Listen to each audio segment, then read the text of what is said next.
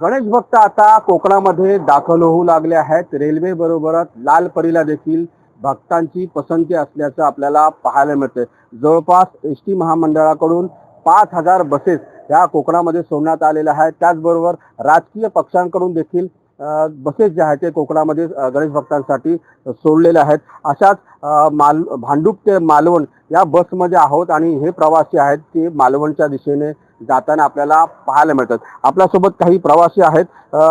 तुम्ही गणपतीसाठी गावी जातात, काय नेमकं सांगाल? गणपतीसाठी आम्ही दरवर्षी गावी जातो कोकणामध्ये आणि आज आम्ही बीजेपी तर्फे गाड्यामध्ये बसलेलो आहे फ्रीवाल्या. ते दरवर्षी अशीच सेवा करतात बीजेपी.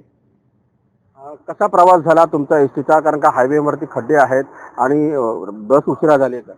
बस अशी उशिरा म्हणजे झाली आहे, तर इथे संगमेश्वरला थोडं ट्रॅफिक लागलं, बाकी काय त्रास नाही झालाय.